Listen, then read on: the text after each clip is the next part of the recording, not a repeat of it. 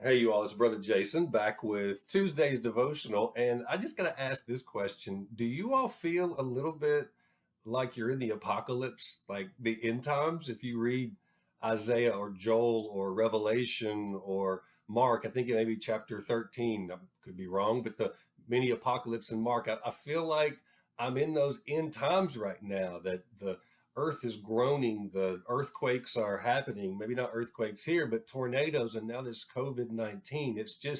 It's all pretty heavy, and that's sort of what it feels like when we think about it. But I don't think that's true, but I do think it brings an interesting point, one that another theologian brought up the other day, Nadia Bowles-Weber, and she said, kind of like this, is that it is an apocalypse right now because apocalypse only means revelation. An apocalypse is a revelation of something we didn't know. And maybe right now there are some things that are happening that are revelations, apocalypse to us, that are we're learning some things in the midst of this time that we're in.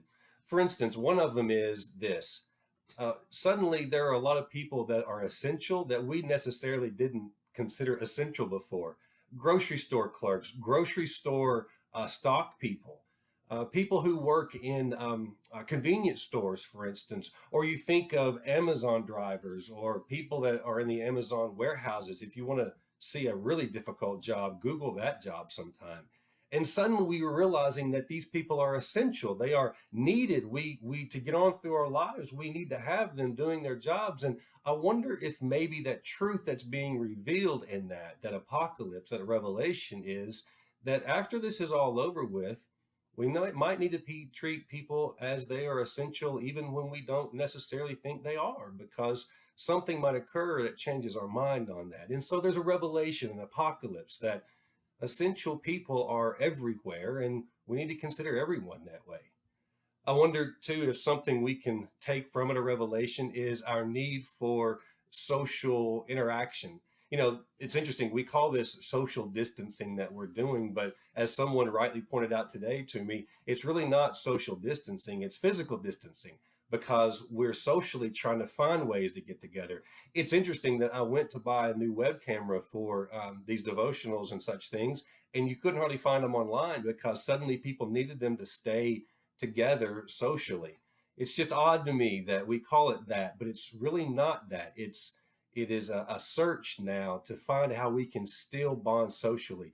So today or yesterday rather, I was at the church, and in the parking lot, four of our day school teachers had backed their cars in together, put chairs out back. We're all sitting about 8 or 10 feet away and just visiting in the parking lot because it's not socially that we're distanced, it's physically. And that means that we really need, as we learn this, to recognize that when we get through all this stuff, that how can we continue these social things we've done where we're together in ways that maybe we weren't before, that we took for granted.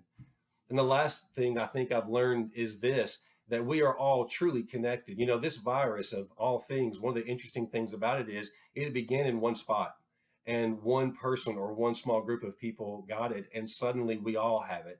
And something in that is interesting in that we're all connected. We're all together for whatever reason. This creation, we're made so that what is good for one is good for all, and what is bad for one is bad for all in many ways.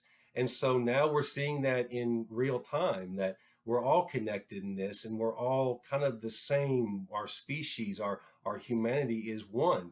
And when we leave this time, maybe we can continue to take that with us too, this revelation that we are all one people, us in this creation. God has created every one of us, and we're all tied together in very real ways.